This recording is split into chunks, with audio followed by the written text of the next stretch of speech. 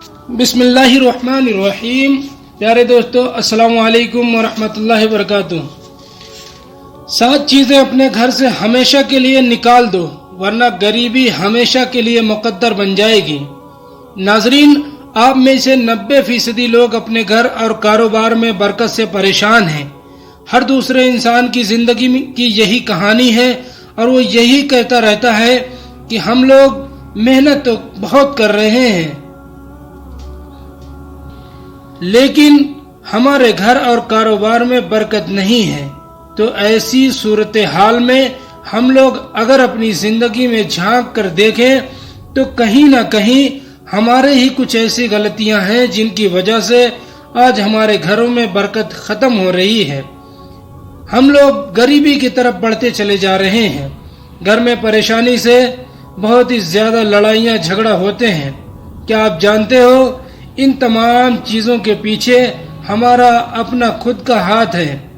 आज हम आपको 7 ऐसी चीजें बताने वाले हैं जिनको आप अपने घर करना बंद कर दीजिए। इंशाअल्लाह ताला 1 हफ्ते आप इस वीडियो के मुताबिक अपनी जिंदगी को गुजारिए, अगले हफ्ते में आपको इसके फायदे दिखना शुरू हो जाएंगे। तो आज आप ये भी जान लोगे कि 7 ऐसी गलतियां कौन सी हैं जिनसे हमारे घर और कारोबार में बरकत खत्म हो रही है, और 7 वो कौन से काम हैं जिनको हमें करना चाहिए, जिनसे हमारे घर और कारोबार में इंशाअल्लाह ताला बरकत होगी। घर में गरीबी आने के 7 वजूहात और घर में अमीरी आने की 7 निशानियां आज आप लोग को इस वीडियो के अंदर जानने वाले हैं। नाजरीन, सबसे पहले हम जान लेते हैं कि वो 7 काम कौन से हैं जिनसे घर में गरीबी आती है। इसके बाद हम जानेंगे कि 7 उन कामों के बारे में जिन कामों से घर में अमीरी आती है। नंबर 1, जल्दी जल्दी नमाज पढ़ना। नाजरीन, आपने अक्सर ये देखा होगा कि हम लोग नमाज पढ़ने के लिए जाते हैं, हम 2 रकात भी अदा नहीं कर पाते और हमारे बराबर वाला इंसान पूरी नमाज मुकम्मल करके मस्जिद से निकलता है। क्या आप जानते हैं कि ये चीज अल्लाह को बिल्कुल नापसंद है। अल्लाह पाक ने नमाज में सुकून रखा है और हम इसको सजा की तरह अदा करते हैं और जल्दी से खत्म हो और हम अपने घर पर जाएं। ऐसा करने से आपके घर और कारोबार में बरकत खत्म हो जाती है। नमाज हमें अल्लाह को राजी करने के लिए पढ़ें और सुकून से अदा करें। नंबर 2, वजू की जगह पेशाब करने से, नाजरीन, जो हमारे बाथरूम बने होते हैं जिसको हम गुसलखाना कहते हैं, वहाँ पर हम लोग गुसल तो करते हैं, लेकिन इसके साथ साथ हमारे घर के कुछ लोग जो गुसलखाने में ही पेशाब वगैरह कर देते हैं, या फिर जहाँ हम वजू करते हैं वहाँ पर पेशाब वगैरह गलती से या जाने अनजाने में कर देते हैं। अब गुस्ल के लिए वजू करना बहुत जरूरी है। अब जहाँ पर हम गुस्ल करेंगे, वजू करेंगे, वहीं पर हम पेशाब करना शुरू कर देंगे, तो क्या कभी आपने सोचा कि आपके घर और कारोबार में बरकत होगी? जहाँ तक मैं जानता हूँ, कभी भी ऐसा करने से घर और कारोबार में बरकत नहीं होगी। तो आप ये गलती बिल्कुल ना करें। नंबर 3, खड़े होकर पेशाब करना।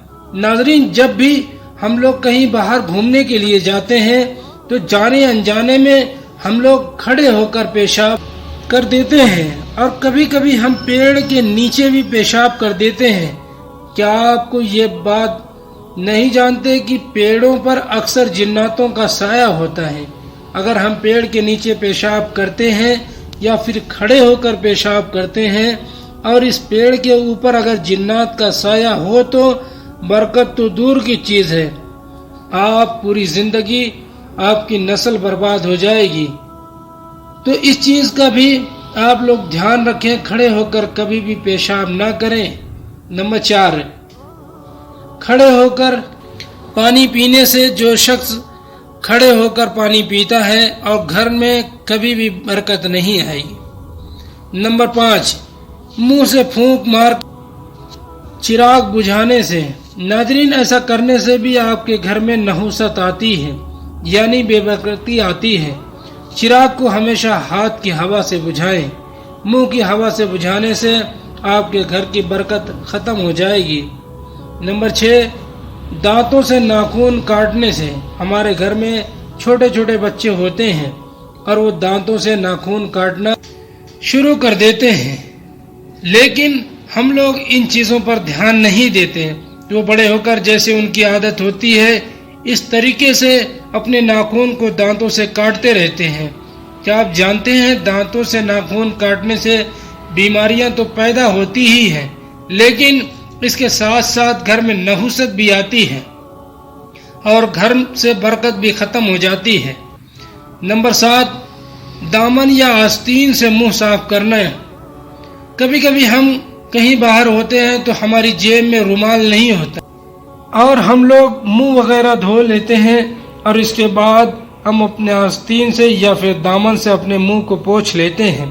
ایسا کرنے سے بھی آپ لوگوں کے گھر میں نحوست یعنی کہ بے برکتی آتی ہے اور اس سے غریبی بھی بہت زیادہ آتی ہے، تو آپ لوگ اس چیز سے بچیں۔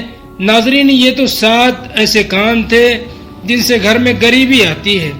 اب وہ 7 کام بھی جان لیتے ہیں جن سے گھر میں امیری آتی ہے، جن سے گھر میں بہت ہی زیادہ برکت ہوتی ہے۔